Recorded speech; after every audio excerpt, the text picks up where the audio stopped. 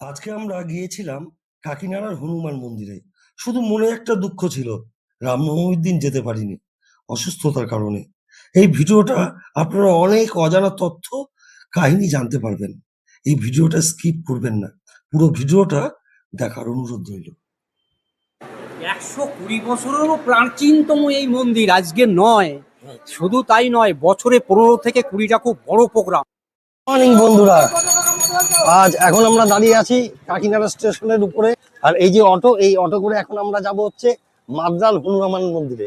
পুরো ভিডিওটা স্কিপ না করে দেখবেন। যদি ভালো লাগে তাহলে অবশ্যই একটা লাইক, শেয়ার এবং সাবস্ক্রাইব করে দেবেন। এখন আমরা দাঁড়িয়ে আছি মাদ্রাল হনুমান মন্দিরের একদম মন্দিরে ঢোকার প্রবেশদ্বারে। আসুন আপনাদের বজরংবলী সমেত আরো যা যা দেবদেবী আছে প্রত্যেককে দর্শন করাই আপনাদেরকে। আসুন। মন্দিরে ঢুকতেই অজানা এক শান্তি, আধ্যাত্মিক পরিবেশ আমাদের মন কেড়ে নিল।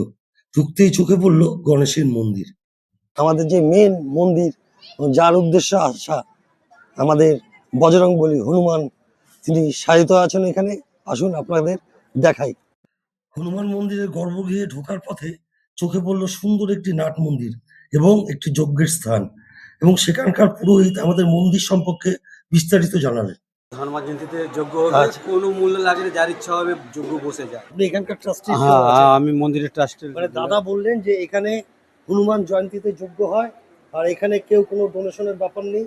যার মন চাইবে সে এখানে এসে বসে যজ্ঞ এবং সব অনুষ্ঠানে অংশগ্রহণ করতে পারবে। হ্যাঁ, সব আমাদের হুমাদ ঘি সব থাকে, আমাদের ঠাকুর মন্দিরে থাকে পুরোহিতগুলো সব। ওনাকে যেভাবে আমাদেরকে যজ্ঞ মধ্যে বসাবে করবে, সেই হিসাবে অন্য ভক্তরা বসেই করতে পারবে। আচ্ছা। যার ইচ্ছা হলে আমাদের মন্দিরে একটা নিয়ম আছে কি, কোনো ভক্ত আসলে কোনো পুরোহিতের হাতে টাকা নেবেন না, দান বাক্সারে দেবে। আপনার খুশি হলে যত টাকা আপনি দিতে পারে, না হলে আপনার নমস্কার করে বাবাকে পুজো দিতে আপনি বেরিয়ে যাবেন। মানে এখানকার ট্রাস্টির ভদ্রলোকেরা এত মহান, বা অবশ্যই ভালো বলা যেতে পারে খুব ভালো মনের মানুষ, যাদের সাথে অন্যান্য মন্দিরে, বিভিন্ন মন্দির আছে আমি নাম বলতে চাই না, যেখানে অর্থর একটা বিশাল গুরুত্ব রাখে, অথচ এই মন্দিরে অর্থর কোনো গুরুত্ব নেই। মানুষের ভালোবাসা এবং মানুষের সেবাই হচ্ছে মূল ধর্ম। এই মন্দিরের ট্রাস্টি বোর্ডের প্রত্যেকটা মহান এবং ভালো মানুষের। ইনি বলছেন যে এখানে যজ্ঞের উপকরণগুলো সব রাখা হয়, এবং হনুমান জয়ন্তীতে এইখানে যজ্ঞ করা হয় এবং সব কিছু উপকরণ থাকে। আপনারা চাইলে এইখানে আসে সেই উপকরণ দিয়েই আপনারা এখানে যজ্ঞে অংশগ্রহণ করতে পারেন। হনুমান জয়ন্তী তো আছেই, হ্যাঁ। এই তো প্রায় প্রায় আমাদের এখানে অনুষ্ঠান হতে, কেন আমাদের 8টা মন্দির। এই মন্দিরে প্রসিদ্ধ আছে বাবা বজরংবলী মন্দিরের নামে, কিন্তু আমাদের মন্দিরে 8টা মন্দির। আপনি মন্দিরের সামনে ঢুকলেন তো বাবা গ্রেস মন্দির পেয়েছে, ওরপরে এসে বাবা বজরংবলী মন্দির, আমার ডান হাতে বাবা খাটো সামের মন্দির, ওর পাশে রাম মন্দির আছে, রাধাকৃষ্ণ মন্দির আছে, একটু এগিয়ে গেলে না মান পূর্ণার মন্দির আছে। আচ্ছা, ভৈরবচন্ডীর মন্দির তো এখানে আছে। হ্যাঁ, এটা পাশেই আছে, আমাদের রাস্তার পাশে আছে, যে আমাদের মন্দিরের কমিটির মধ্যেই আছে। মানে এনাদের ব্যবহারে আমরা প্রত্যেকেই মুগ্ধ, এবং যারা ভক্তরা আসেন অবশ্যই তারা মুগ্ধ হবেন। অনেক মানে মহানুভব মানুষেরা, এবং ট্রাস্টি, পুরো টোটাল ট্রাস্টির যে মানুষরা, তারাই যথেষ্ট মহানুভব মানুষ। তা আমি বলবো এই মন্দিরটা খুব পুরনো মন্দির, প্রায় 100 বছরের উপরের মন্দির, এবং এই মন্দির বরাবরই এইভাবে সব আইন কানুন সব কিছু এবং খুব সুস্থভাবে সব কিছু মেনে এখানে পুজো আর্চা হয় নিয়ম মাফিক, এবং ভক্তগণরা এসে সুন্দরভাবে এখানে বা নির্দ্বিধায় যে কোনো অনুষ্ঠানে অংশগ্রহণ করতে পারে, এবং সম্পূর্ণ সহযোগিতায় ট্রাস্টির মানুষরাই দেয়। হ্যাঁ, তো আপনারা আসুন, এই মন্দিরটা আমি বলছি খুব ভালো লাগবে।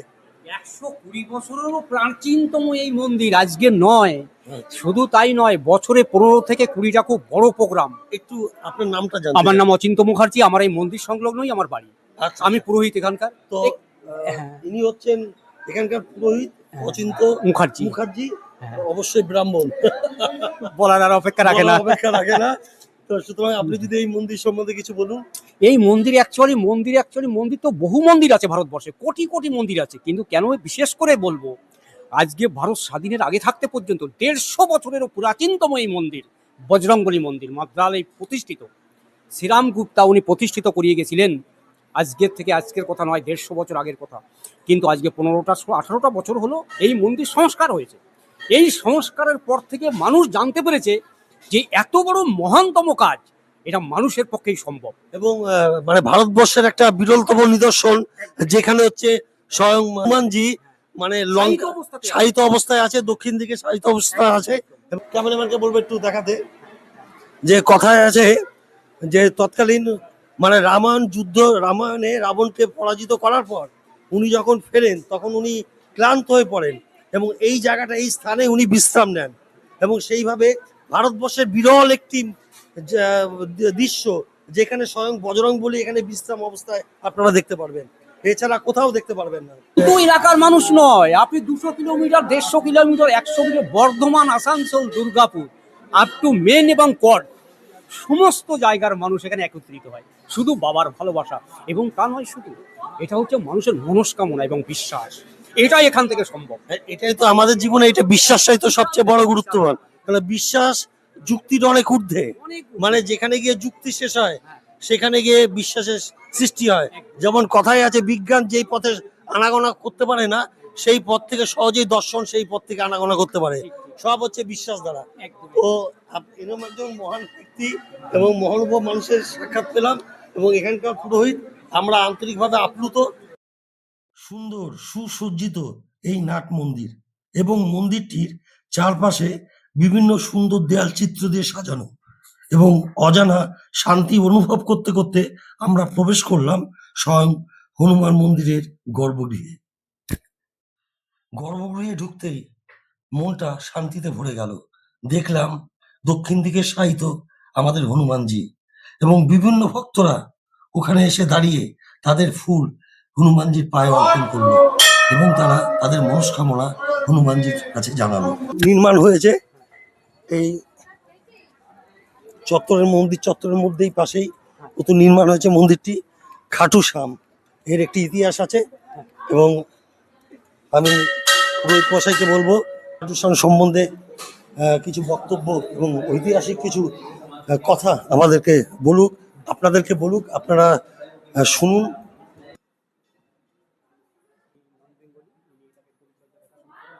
বজরংবলীর পাশেই এই সংলগ্নে স্থাপিত এই খাটিসম বাবার এই মন্দির মাত্র এই 2 থেকে 3 মাস হলো এটাকে ওপেনিং হয়েছে, শুরু হয়েছে। এবং এটাকে চারিদিকেই একটু, এখন যেহেতু ফেসবুক অনলাইনের দিন, সেক্ষেত্রে চারিদিকে প্রচারটা ছড়িয়ে গেছে। বাবার এখানে দীর্ঘ মানে নতুন মন্দিরটা নতুন প্রতিষ্ঠিত হয়েছে, কিন্তু এই মন্দির প্রতিষ্ঠিত হওয়ার পরে বিভিন্ন জায়গা থেকে, যেহেতু আজকে ফেসবুক অনলাইনের জায়গা, সেখান থেকে বহুবার এটাকে বিভিন্ন জায়গা থেকে প্রচারের মাধ্যম দিয়ে এটাকে খুবই জাগ্রতভাবে হয়ে গেছে। বিভিন্ন জায়গা থেকে মানুষ আসছেন সাদরে এবং অন্তর থেকে এখানে বিশ্বাসের সঙ্গে পুজো দিচ্ছেন এবং তাদের মনস্কামনা পূর্ণ হচ্ছেন। এটাই সব থেকে বড় কথা। এখানে বিশ্রাম, খাওয়া দাওয়া, এখানে রেস্টের ব্যাপার সব কিছু এখানে বাবার এখানে আছে। তো সেক্ষেত্রে খাটু শ্যাম বাবা দীর্ঘ বহু পুরনো আছে। রাজস্থানেরই একটি মন্দির খাটু শ্যাম, হ্যাঁ, তার উপকরণ হিসেবে মানে তাকে দেখে সেইভাবেই এখানে মন্দিরকে প্রতিষ্ঠিত করা হয়েছে। বাবাকে ওখান থেকেই আনা হয়েছে, রাজস্থানের জয়পুর থেকে, এখান থেকে বাবাকে এখানে আনা হয়েছে। রাজধানীতে করে ওনাকে সিট বুকিং করিয়ে ওনার সঙ্গে নিয়ে এসে এখানে স্থাপিত করা হয়েছে। কিন্তু বাবা এখানে আসার পর থেকে বহু মানুষ ওনার কাছে খুব ভালোভাবে, মানে একটা সম্প্রীতি, মানুষের ঠাকুরের সঙ্গে এবং ভক্তের সঙ্গে যেরকম দরকার ঠিক এখানে সেটাই মানুষ পেয়েছে। সেক্ষেত্রে বলবো বাবার এখানে মানুষ আসছে এবং বহু দূর দূরান্ত থেকে আসছে, পুজো দিচ্ছেন, মনস্কামনা পূর্ণ হচ্ছেন। তাদের যে বিভিন্ন মনের যে সমস্ত রকমের যে সমস্যা ছিল, বাধাবিঘ্ন ছিল, সেগুলো এখান থেকে বাবার এখান থেকে কেটে যাচ্ছে। এটা ভক্তদেরই তারই কথা আছে।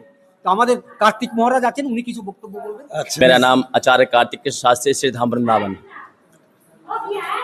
हमारे सहयोगी आचार्य विकास मिश्रा, हम दोनों वृंदावन से आए।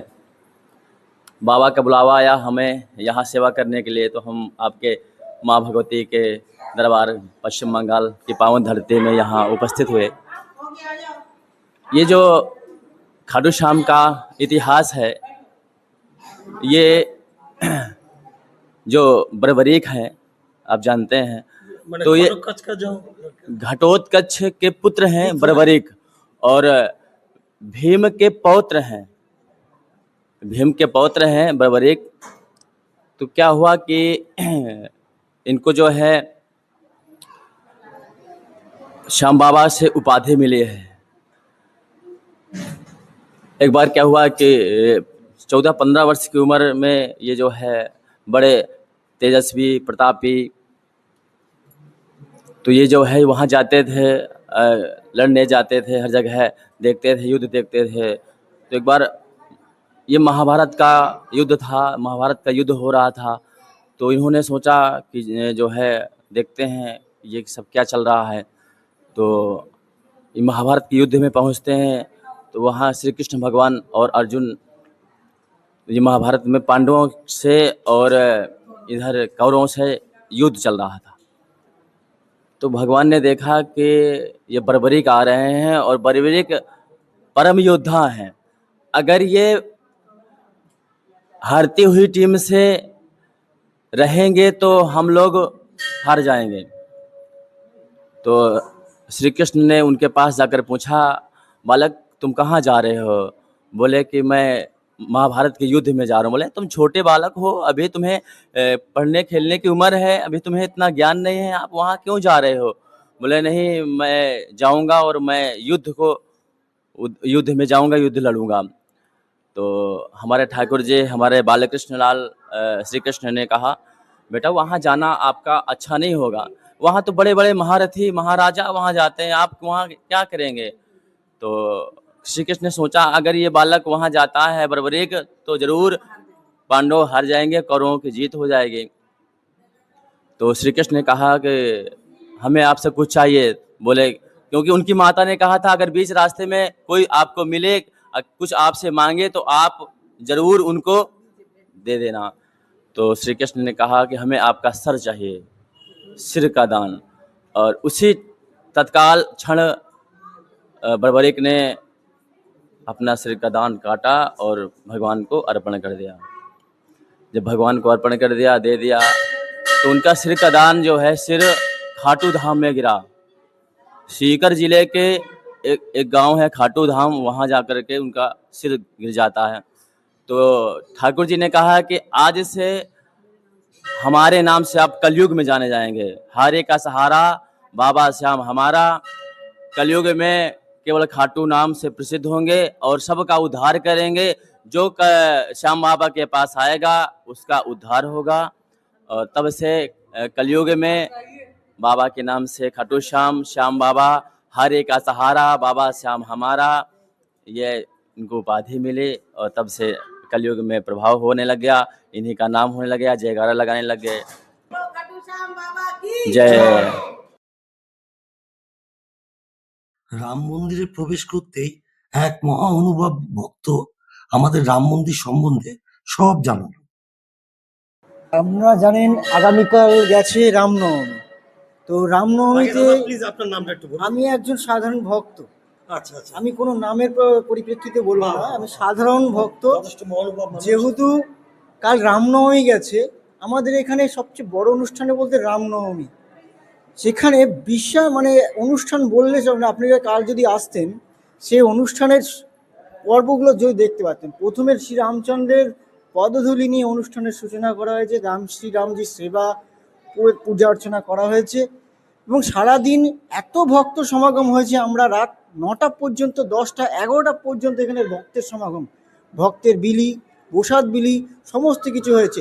উপরন্তু বিভিন্ন জায়গা থেকে বিভিন্ন লোক সমাগম এতটা হয়েছে যে আমরা সারাদিন পর্যন্ত সেই মন্দিরের সমস্ত ভক্তরা, সদস্যবৃন্দ তারা পেরে উঠতে পারিনি যে তাদের সেবা করব, তাদের সেবা করার সুবিধা আমরা করতে উঠতে পারিনি। হ্যাঁ, আমাদের সম্ভব হয়ে ওঠেনি, তাদের আগম এতটাই হয়েছে যে সন্ধেবেলায় এতটাই আগমন হয়েছে, তাদের আমরা সেবা করে উঠতে পারিনি। যতটা পেরেছি তাদের সাধ্যমতো সেবা করার চেষ্টা করেছি। আর আগামী শনিবার 2 তারিখ আছে হনুমান জয়ন্তী। হনুমান জয়ন্তীর দিন বাবার শ্রী সেবা হবে, আবার সে অনুষ্ঠান আছে বাবার। সেখানে সকাল 5টা থেকে সন্ধ্যে 8টা পর্যন্ত বিভিন্ন রকম অনুষ্ঠানের সূচি রয়েছে পরপর সেগুলো 5টা থেকে রাত্রি 8টা পর্যন্ত বাবার বিভিন্ন রকম 2 তারিখে হনুমান জয়ন্তী উৎসব অনুষ্ঠিত হচ্ছে। তো শুনলেন দাদা এত মহানুভব মানুষ যে নিজের নামটা অব্দি বলতে চাননি।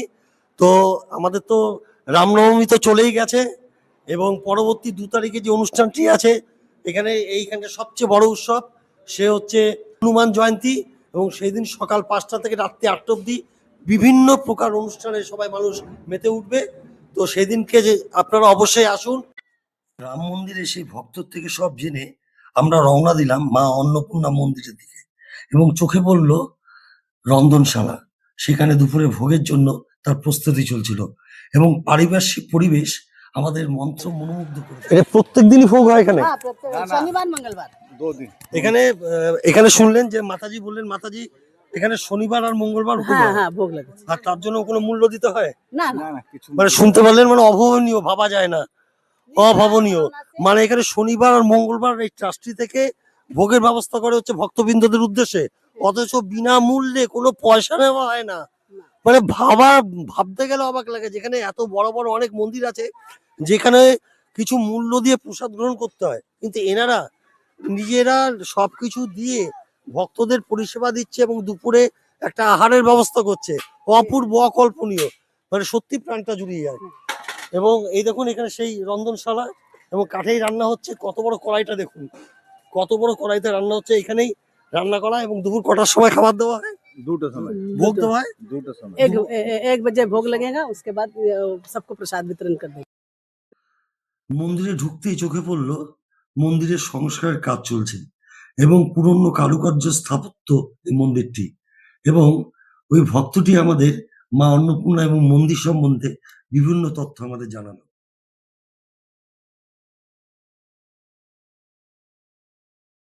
অন্নপূর্ণা মায়ের কাছে এসে তিনি অন্নপূর্ণা রূপ নিয়ে শিবকে ভিক্ষা দিয়েছিলেন, তখন তিনি আবার নতুন করে তার প্রাণ শক্তি ফিরে পেয়েছেন। মানে খিদে পেলে যা হয় সেটাই ফিরে পেয়েছিলেন, সেই হিসাবে মা অন্নপূর্ণাকে পুজো করা হয়। মানে দাদা এবং মাতাজি বিস্তর জানেন এবং সুন্দরভাবে বোঝালেন যে যখন বাবার সাথে রাগ করে চলে এসেছিলেন তখন খাবার পাচ্ছিলেন না, তখন মা অন্নপূর্ণা খাইয়ে আবার সেই মা দুর্গাকে আবার নতুন করে মানে আবার প্রাণ শক্তি ফিরে পায়, এরকম আর কি ব্যাপার। আমাদেরও এই বিগত বৃহস্পতিবার দিন অন্নপূর্ণা পূজা ছিল।